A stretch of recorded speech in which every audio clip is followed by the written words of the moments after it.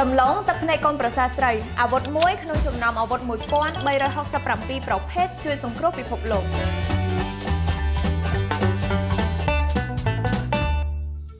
នេះគឺជាដំឡូងទឹកភ្នែកកូនប្រសាស្រីជាប្រភេទដំឡូងមួយក្នុងចំណោមដំឡូង4000ប្រភេទទូទាំងពិភពលោកហើយជាប្រភេទដំឡូងមួយក្នុងចំណោម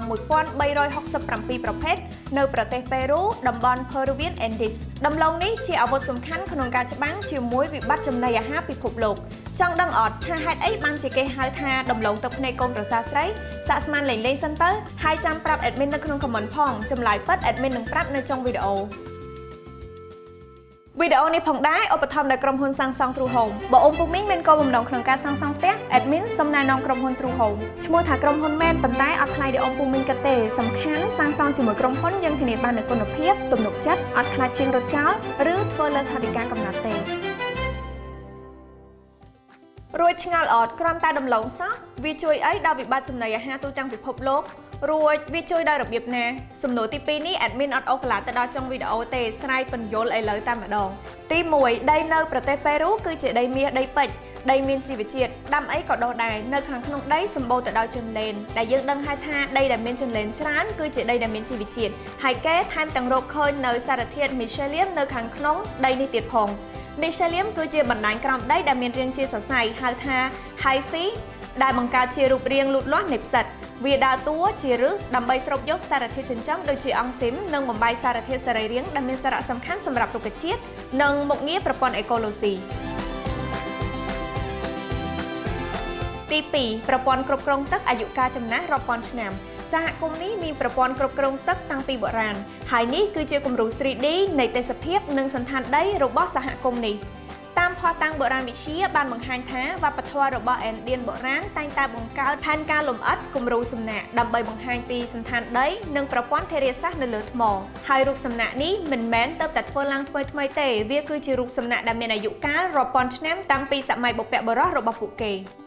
ទី3ចំពោះជីខ្មែរយើងនៅស្រុកស្រែនិយមប្រើប្រាស់ជីជាលាមកគោតែនៅសហគមន៍នេះគេប្រើជីលាមកជ្រូកចានេះគឺជាសត្វជ្រូកកុំច្រឡំថាកណ្ដុរជ្រូកនេះមានឈ្មោះថាជ្រូកគីណេគេចិញ្ចឹមយកលាមកធ្វើជីផងនិងយកសាច់ទុកបរិភោគផងដែរ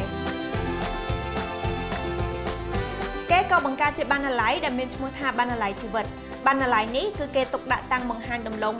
1367ប្រភេទនៅក្នុងសហគមន៍នេះដំឡូងនេះមានរូបរាងទំហំនិងពណ៌ចម្រុះខុសៗគ្នាហើយទីតាំងនេះក៏ជាកន្លែងរក្សាទុកតាំងពីពណ៌និងស្រាវជ្រាវពីប្រភេទដំឡូងទាំងនេះផងដែរ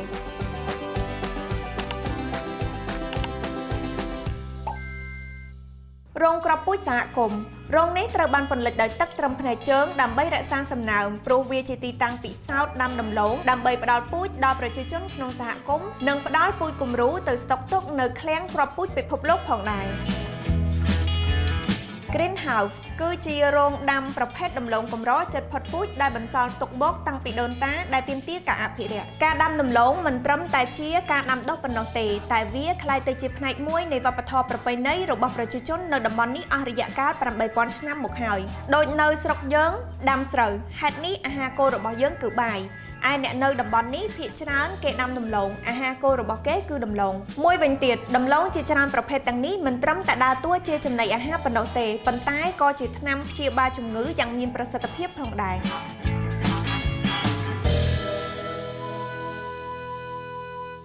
ប៊ីផ្លេចប្រាប់ចម្លើយឈ្មោះដំឡូងទឹកភ្នែកកូនប្រសាស្រី